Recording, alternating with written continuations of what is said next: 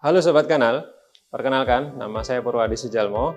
Saya dari Departemen Keperawatan Dasar dan Emergensi, Program Studi Ilmu Keperawatan FKKMK UGM. Pada kuliah kanal kali ini, kita akan membahas mengenai bagaimana tips and trik pengambilan sampel darah arteri. Pengambilan sampel darah arteri biasanya digunakan pada saat kita akan membutuhkan sampel darah dari pembuluh darah arteri itu sendiri. Dan sampel dari pembuluh darah arteri itu nanti akan diperiksa sebagai bahan analisa gas darah. Nah, pada analisa gas darah kita akan memiliki beberapa informasi. Di antaranya adalah kadar oksigen, kadar CO2 yang berada di darah arteri.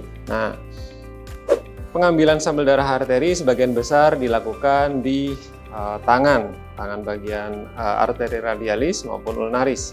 Nah, tapi akan beberapa pasien diambil pada bagian lengan atas seperti ini atau pada bagian paha femoralis, arteri femoralis. Pengambilan darah arteri selain kita menentukan di mana letaknya, tapi kita juga harus memperhitungkan bagaimana usia pasien, kondisinya penyakitnya.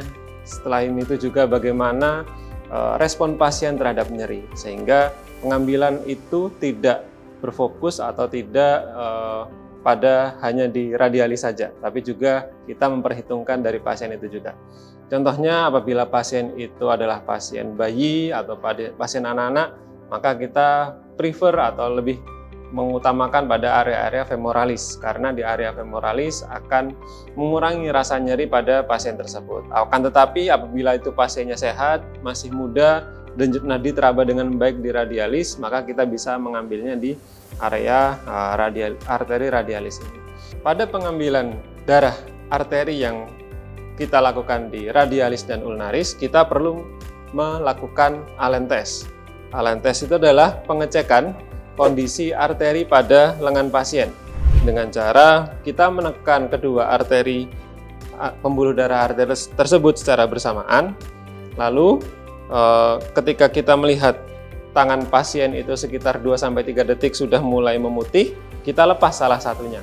Biasanya akan kita lepas di area ulnarisnya. Begitu dilepas, tangannya kembali ke kondisi semula atau menjadi merah seperti normal. Nah, ketika sudah kembali menjadi merah atau menjadi normal, kita bisa pastikan bahwasanya kondisi arteri pasien tersebut berfungsi dengan baik, kedua arterinya berfungsi dengan baik.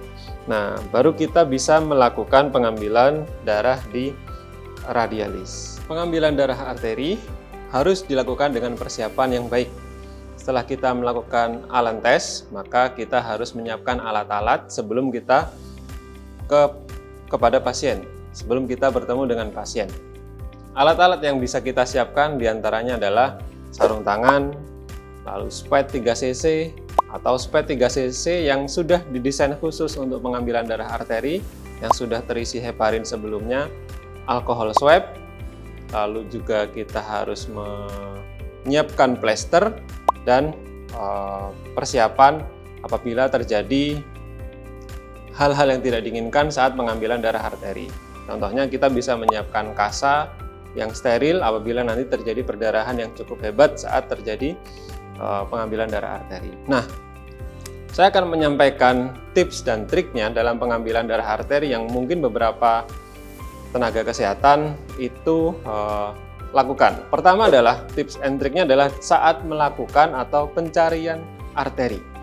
Pencarian arteri ini cukup penting karena ketika kita dapat mencari arteri dengan tepat, kita bisa menusuk di atas arteri pasien sekali tusukan.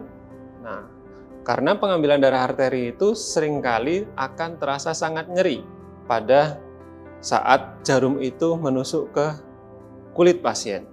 Karena tusukannya cukup tajam sehingga kita harus mengurangi penetrasi yang tidak diperlukan. Cara pengambilan atau cara pencarian arterinya adalah dengan cara kita sejajarkan jari kita, 3 jari atau 2 jari kita, lalu kita gunakan ujung-ujung jari kita ini. Jangan gunakan penampang yang di sini, tapi kita gunakan ujungnya. Lalu ujung jari kita paskan di area arteri pasien tersebut. Kita cari dengan menggunakan ujung jari kita. Seperti itu. Kalau kita menggunakan area sini untuk mencari arteri biasanya akan bias dengan denyut nadi yang ada di sekitar sini, sehingga kita untuk mengurangi bias tersebut kita gunakan ujung-ujung jari tersebut. Nah, setelah kita menemukan denyutan nadi arteri pasien, kita siapkan jarumnya. Nah, jarum itu kalau kita sudah menentukan di area radialis, maka kita tusukkan 45 derajat yang berada di atas jari kita tadi. Jadi 45 derajat di atas jari kita, seperti ini posisinya. Jadi kita tusuk 45 derajat di atas arteri pasien. Nah, itu untuk mengurangi bias. Tips kedua adalah untuk mengurangi nyeri. Memang tadi saya sudah sebutkan di awal bahwasanya pengambilan darah arteri bisa dilakukan di berbagai lokasi. Di pergelangan tangan bawah maupun tangan atas, pergelangan tangan atas, lengan, terus di paha, bisa juga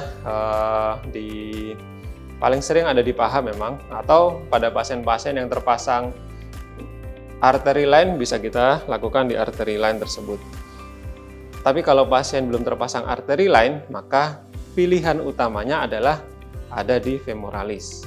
Karena ketika kita mengambil di area paha, nyeri akan berkurang dan pasien cenderung lebih nyaman.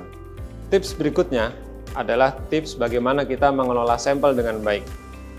Tips pengelola sampel yang baik adalah setelah kita mendapatkan darah pasien, sampel arteri pasien, maka kita putar-putar speed AGD tersebut secara pelan dan jangan sampai kita memutarnya terlalu cepat.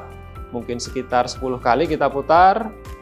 Setelah kita putar, kita masukkan sampel AGD tersebut ke dalam sebuah box yang tertutup dan kita segera kirim sampel tersebut ke laboratorium yang tersedia. Atau apabila di rumah sakit sudah memiliki alat pemeriksaan yang portable, langsung bisa dicek pada alat tersebut. Setelah kita mendapatkan sampel darah arteri, maka yang perlu kita perhatikan adalah efek samping atau komplikasi pengambilan darah tersebut. Ketika selesai pengambilan darah dilakukan, kita hentikan perdarahan sekuat tenaga mungkin. Kita tekan arterinya kurang lebih sekitar 1 menit supaya darah yang berada di area arteri tersebut tidak keluar sehingga menyebabkan perdarahan. Kalau terjadi perdarahan, khawatirnya pasien nanti tekanan darahnya akan menjadi turun. Itu komplikasi berikutnya. Nah, komplikasi ketiga adalah terjadinya kerusakan saraf. Pengambilan darah arteri pada lokasi yang sama menyebabkan rasa nyeri yang bertambah pada pasien itu dan nyerinya tidak akan hilang meskipun pengambilan darah sudah selesai dilakukan. Dan komplikasi terakhir adalah arteriospasme, di mana saat kita mengambil pengambilan darah arteri dan pasien tidak dalam kondisi rileks dan tenang, dia mengalami kekakuan seperti ini, lalu kita ambil dengan cara paksa, maka resikonya arteri akan menyempit, dan ketika arteri menyempit, maka jaringan tersebut yang berada di bawah arteri atau yang seharusnya disuplai darah oleh arteri tersebut tidak mendapatkan suplai oksigen atau suplai nutrisi yang baik, sehingga itu harus kita hindari arteriospasme. Mungkin itu saja yang bisa saya sampaikan pada tips and trik pengambilan darah AGD pada kuliah kanal kali ini. Demikian kelas kanal kali ini. Saya Purwadi Sudjalmo. Sampai jumpa pada kelas kanal berikutnya. Terima kasih.